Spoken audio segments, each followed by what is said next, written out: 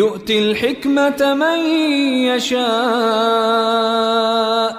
السلام عليكم ورحمة الله وبركاته. بسم الله الرحمن الرحيم. نحمده ونصلي على رسوله الكريم. أما بعد. এই দরসে আমরা আলোচনা করব তাসহিহ এবং তাজঈফের গুরুত্বপূর্ণ একটি কায়দা নিয়ে। 6 নম্বর কায়দা। কায়দাটি হলো হাফেজ ইবনে সালাহ রাহমাতুল্লাহি আলাইহি বলেন, মুহাদ্দিসিনে কেরাম যখন কোনো হাদিসকে সহিহ বলেন, এর অর্থ এটা নয় যে নফসুল আমর বা বাস্তবেও সুনিশ্চিতভাবে সেই হাদিসটি সহিহ। কারণ নফসুল আমর বা বাস্তবে সুনিশ্চিতভাবে 100% পূর্ণ নিশ্চয়তার সাথে কোনো হাদিস সহিহ হওয়ার জন্য মুতাওয়াতির হওয়া জরুরি। কোনো হাদিসকে যখন সহিহ বলা হয়, এর অর্থ শুধু এতটুকুন যে ফন্নি বিচারে একটি হাদিস সহিহ হওয়ার জন্য যতগুলো শর্তের প্রয়োজন, সেই শর্তগুলো এই হাদিসের মধ্যে বিদ্যমান রয়েছে। যদিও এর সম্ভাবনা রয়েছে যে একজন সেকা রাবি থেকেও ভুল হতে পারে, কারণ সেকা রাবি যে সবসময় সহিহ কথাই সঠিক কথাই বর্ণনা করেন এমন নয়, তার থেকেও নিসিয়ান এবং ভুল হওয়া সম্ভব। তবে এই সম্ভাবনাটা ততক্ষণ পর্যন্ত গ্রহণযোগ্য না যতক্ষণ পর্যন্ত এই ভুল হওয়ার সম্ভাবনার উপর কোনো শক্তিশালী দলিল থাকবে না। যদি সেকা রাবি থেকে হাদিস বর্ণনা করার ক্ষেত্রে কোনো নিসিয়ান বা ওহামের শক্তিশালী কোনো দলিল থাকে, সেক্ষেত্রে সেই হাদিসটা গায়রে সহিহ হবে।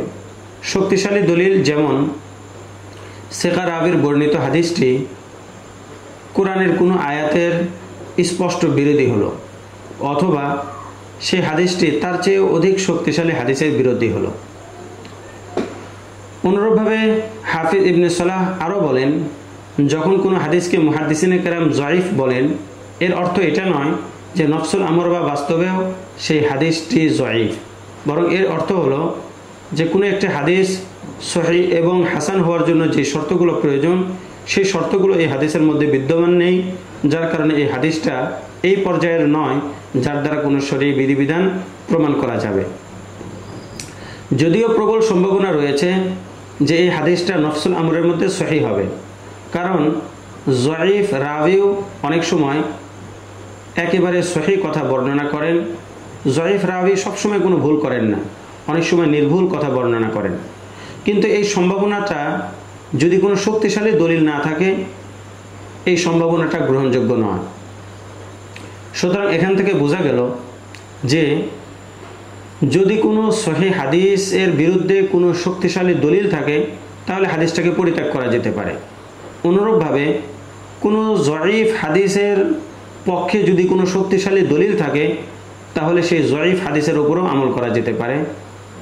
এই জয়ীফ হাদিসের উপর আমল করার কারণে কাউকে এই বলে তিরস্কার করা যাবে না যে তিনি জয়ীফ হাদিসের উপর আমল করছেন।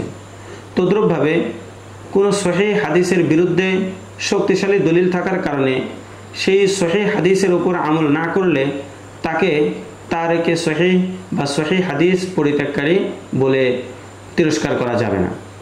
একটি উদাহরণ দিলে বিষয়টা ভালোভাবে স্পষ্ট হবে। যেমন ইমাম তিরমিজি রাহমাতুল্লাহি আলাইহি বলেন, আমি জামিউত তিরমিজির মধ্যে এমন 2টি হাদিস উল্লেখ করেছি যেই 2টি হাদিসের উপর কোনো ফকিহের আমল নেই।